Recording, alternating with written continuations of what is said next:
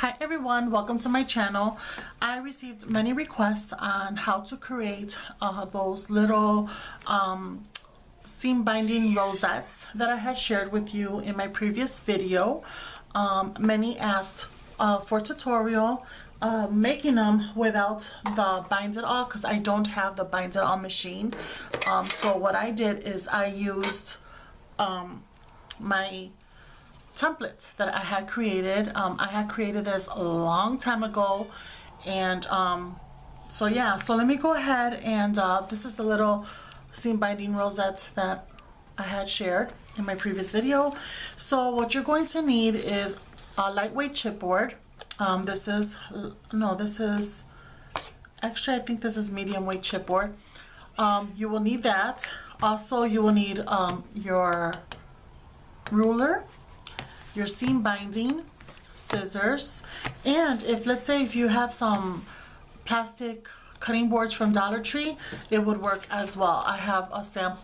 I have one here. When I was doing dividers for my dies, I had this piece left. So what you do is you cut your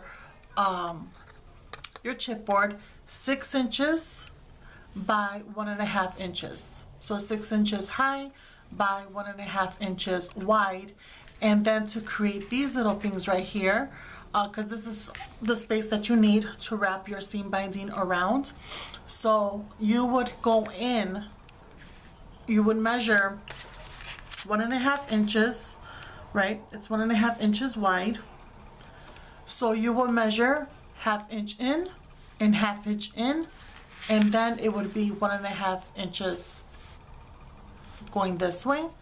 So you go ahead and you make your markings, and then you trim that off. So you could either use your X-Acto knife to trim it off using your ruler, or you can use your scissors to trim it off as well.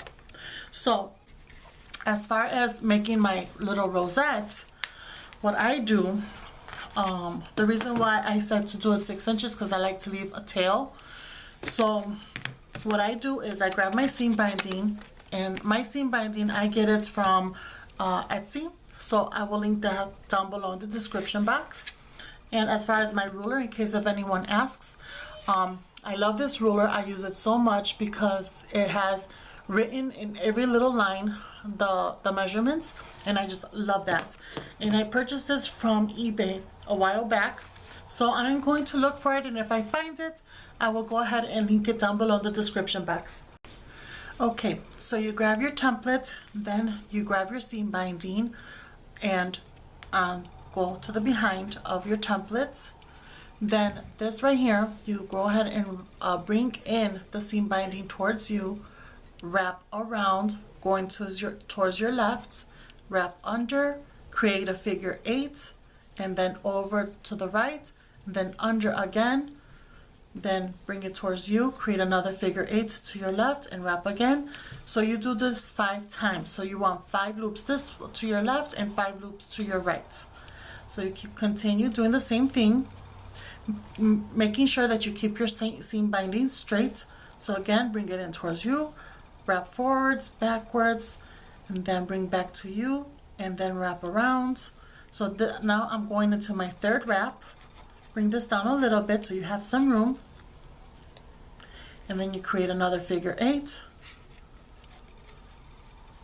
wrap behind again. So I'm going into my 4th wrap. Now I'm going to do my 5th wrap. Again, bring back to you. So now you want to be sure that you have 5 wraps on either side. So there's 1, 2, 3, 4, 5, and here's 1, 2, 3, 4, 5. So the one that's still attached to the spool, you cut it.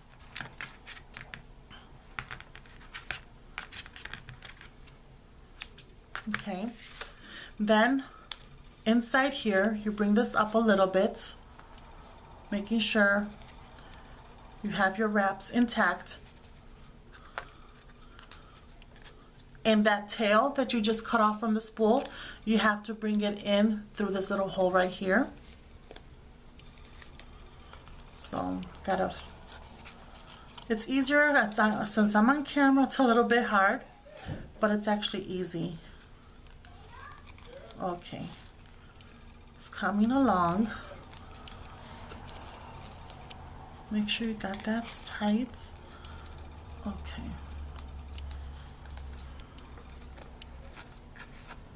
Alrighty. So here's the tail that's on the back, and the tail is now toward the front. Now you go upwards, over and under, flip it on belly side, and then you create your 2 knots. Make sure it's tight.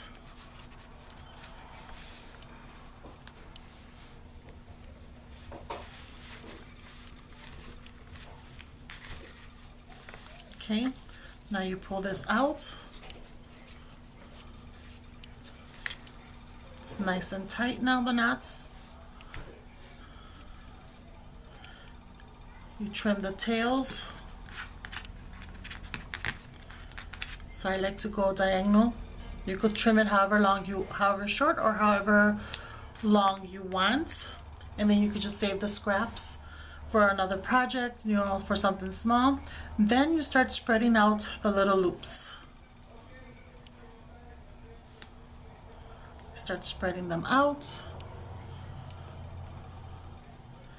and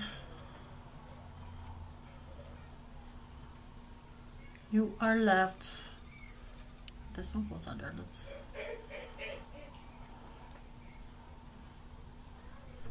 I have one stuck under the other one. There. You start spreading out the loops, and now you're left with this cute little seam binding rosette using one of your handmade templates. So I hope you guys enjoyed this video. It was so much fun creating this, and so yeah, so I hope this helped, and thank you so much for watching, and I'll see you next time. Bye.